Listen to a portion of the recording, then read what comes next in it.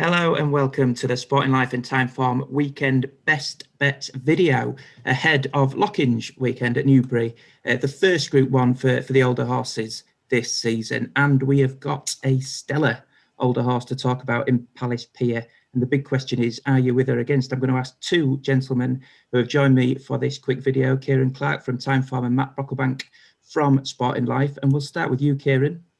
Are you with or against Palace Pier in the Lockinge? I think it's going to be pretty hard to be against him, really.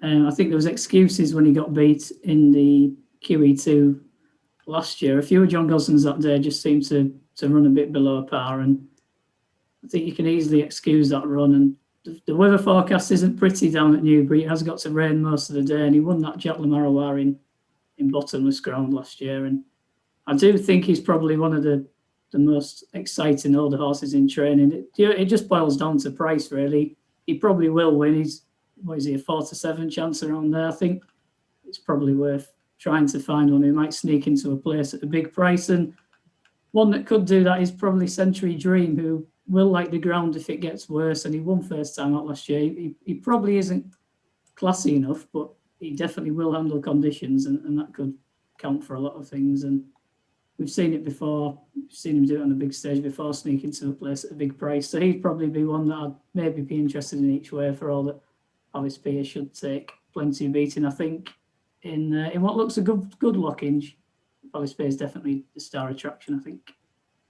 He is the star attraction, Matt, and he was quite impressive at Sandown. I just wonder personally if he might be a 10 furlong horse further down the line, and he might, need to go through the gears. And could he be vulnerable to a miler in a Lockinge, or is he just too good? What are you thinking? Are you taking him on? Well, not for the first time. In the post-race interviews, Gosden Senior after Sandown did talk about 10 furlongs, and he was speaking about it last year. And I think they know full well that eventually this horse is going to be seen at his best over that distance. It's just whether, I think it's a big weekend for this horse, isn't it? Because for me, I don't think he enhanced his claims at all with that 8-length defeat of Bless Him, a well-exposed handicapper. Now, he did what he had to do. He was 4 to 11, but he just took a little while to get going again, didn't he? And I definitely see him as more of a 10 furlong horse. I think even looking ahead to this summer, I think he's 6 to 4 in the anti-post book for the Queen Anne. Now, he's about 12, 14 to 1 for the Prince of Wales' stakes. And then, obviously, quite quick on the back of Royal Ascot, you've got the Coral Eclipse. So a lot hinges on this weekend, I suspect. If he comes out, if he's devastatingly impressive this weekend, probably all systems go for the Queen Anne and try and really bury the ghost of that Champions Day defeat, because he was disappointing that day. And it's not for the first time he was disappointing on a straight mile. I personally agree with what you're saying, Kieran, but I don't think he was quite at his best at Deauville, where he just got up in the bad ground over, again, a straight mile. So he's got a straight mile Group 1 win on the CV. But I think he's much happier coming around a bend, winging his way around a bend and able to kick and use that finishing turbo, as you touched upon there, Scoop. And I think the Coral Eclipse is the perfect race for this horse this summer. So a lot hinges on this. I think more rain through the morning is probably going to be fractionally against the horse. And tactically, he wouldn't want to get too buried away. It's quite a big field. There's a few horses at really big prices here. And if, obviously, nobody better than Frankie Dettori when it comes to executing the tactics in a big Saturday Group 1 race. But I wouldn't want to see him like buried away in a big field and suddenly those in front of him quickening and getting away from him, because it just takes a few seconds for him to really register that turbo. It is impressive once he reaches it, once he gets there. And it is a question now of whether the likes of Top Rank and horses like this in against him, My Oberon even, who both of which have been impressive on their comebacks. Yeah. Whether they can take that step up. Now, for me, I'd echo what Kieran says. I think there might be a real sneaky one in here in Century Dream. I just think he's going to get a forward position in this field. There's a fair few hold-up horses. I suppose Top Rank's not going to be far away, but the only real other major front runner maybe is Lord Campari. He was a bit of a long shot here, rated 102. So Century Dream gets on well with James Doyle. Simon and Ed Crisford are going really well.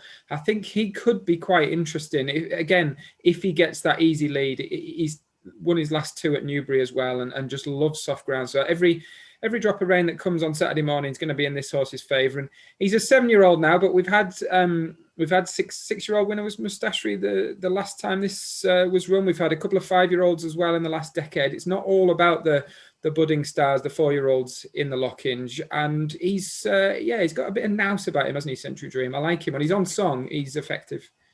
Yeah, so Palace Pier looks an obvious class advantage, and he could be a 10-furlong horse and still win this. Yeah. But both keen on Century Dream each way.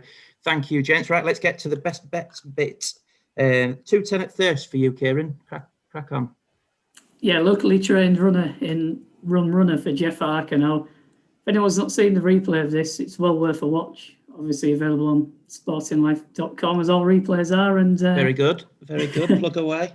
He wasn't seen to best effect at all last time. He finished 5th over discourse and distance last time. He was promoted to 4th. And he was held up out the back. He was left poorly placed in what turned into a steadily run race. And he didn't get the rub of the green at all. He was short of room 2 furlongs out when making his challenge. And I think he potentially could have finished 2nd if he wasn't short of room again, close home. And he's got form in background, which is a positive. He's proven that he likes the course and distance. And he's running here off a mark of 71. And a couple of seasons ago, when he was trained by Richard Hannon, he was being placed off marks in the high 80s. So he's got that back class. And I just think if the ground does continue to worsen, that won't be an issue for him. I don't think that was a bad race for the grade last time. The winner, yes, he got beat at Ripon next time out, but he still didn't run a bad race. And I just think this mark, there's definitely races to be won with him off this mark. And there isn't any price up yet, so I can't really say what price it'll be. I think he'll probably be around a 5-1 shot, maybe. I was going to say, what do you want? What do you want? Well, 6s would be nice, but whether we get it will be a different. All right, 13-2 then. Rum runner. We'll try. Is that what you're laying me, Scoop? Is it? No, absolutely not. Okay, so rum runner for Kieran in the 210 at Thirsk. Talking of horses that might have a bit in hand, my best bet is at Newmarket in the 350, the Betway handicap over 7 furlongs, and I like Dazzling Dan for Pam Sly. Now, the key horse here is Amethyst for William Haggis, who's a Cheveley Park bred Dutch art gelding, 4-year-old, very lightly raced, only had 3 runs, and could be thrown in off a mark of 87. Fully accept that. He got himself out of trouble and won at Wetherby nicely last time in a novice race, and his opening mark of 87, he's already priced up as an 11-8 favourite, which tells you everything, really. He is the sexy one in the contest. But Dazzling Dan, if he's going to come up against a tough handicapper and get beaten for lack of experience, I think Dazzling Dan's the one to do it, because he's been rated as high as 104 in the past, loves Newmarket, has won here a couple of times, including on the Rolly Mile. And he has benefited, I think, for a bit of wind surgery ahead of this season, and came out at Yarmouth last time and won over 7 furlongs. Now, I think that was off a sedate pace and he sprinted away from them, but I think it's just helping him having that extra furlong to run at, and I think 7 furlongs on the Rolly Mile now is really going to suit him. Ray Dawson is on board, taking off the 3. It's drawn over on the far side, stall 1, so I hope he gets him rolling across that far rail, and I think he might be hard to peg back in the closing stages, but obviously the one that I fear is this Amethyst. But my best bet is Dazzling Dan in the 350 for Pam Sly. Matt, last word to you. You're going to the 225 at Newbury. I am, yeah. Just to loop back to Team Gosden briefly, because it ties in here, is that really, really strong start that the father and son training combination have made earlier in the start of the season has just eased off a little bit.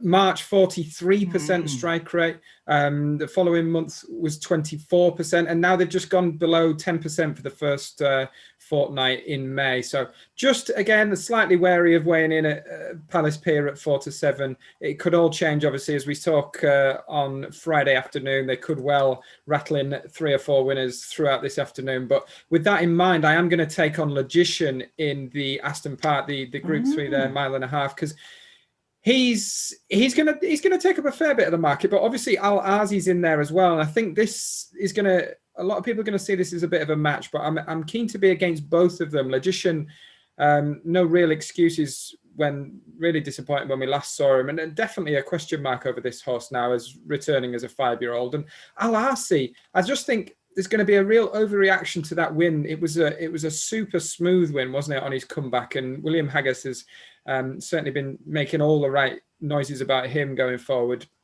since that win. And they come back here. He's got a £3 penalty to carry this occasion, and I just think he's in against a better brand of horse. Like he can race, throw in a bad one as well, can he? Definitely, yeah. I wonder if obviously ground turning softer is going to be in his favour. I think he definitely needs some sort of ease in the ground. But he beat very little last time out without a fight. Outbox Tyson Fury, Kipps. They've all come out and run since. They've all been well beaten in listed and Group 3 company. Even Deja was back in the field and he got fairly well thumped as well. And I just think Thunderous is underestimated here in the market. He's the obvious one when you look away from the top two in the betting. We've only got 6 runners, but I think Thunderous is coming to hand, and he's the type of horse that still has a huge amount to offer. I think just after 7 runs in his life, he's won 4 of them. So we're talking about a horse with a really strong strike rate. He's got a fantastic pedigree, a Knight of Thunder, who he's definitely going to love soft ground. He was really impressive on his only previous run at Newbury as well, and he was having his first run over 1.5 miles when just kind of keeping on behind Sir Ron Priestley, who made all at Newmarket in the Group 2, the Jockey Club Stakes. But I thought that was a definite step up on the fairly limp comeback run from Thunderous at Sandown when behind Vald Koenig in the Gordon Richards. So I think he's going the right way. He's one of these big, you talk to Charlie Johnson and Mark about this horse, and he doesn't show a great deal at home, and he certainly surprised him, I think, in his younger days, but he's obviously taken a fair bit of time to come to hand this season because we hadn't seen him since the rescheduled Dante Stakes at York, which was early last July in 2020. So I think he's just one of these horses that's taken a bit of time to come to hand in the spring, but there was definite signs last time out and much softer ground on this occasion, and probably a more forward ride as well, to be honest. Ryan Moore keeps the ride. He was a big price against Sir Ron last time. I think they suspected they knew what they were up against and knew that they were having another look, but Ryan Moore's on again. I think this could be the day for him, and he's definitely overlooked in the betting here at hopefully 7-8 to 1. Great stuff. Well, thank you, Matt. Let's have a recap. We've got Run Rummer for Kieran in the 210 Thirsk. We've got Thunderous for Matt in the 225 Newbury, and Dazzling Dan for me in the 350 at Newmarket. Thanks for watching, and good luck with your own best bets this weekend.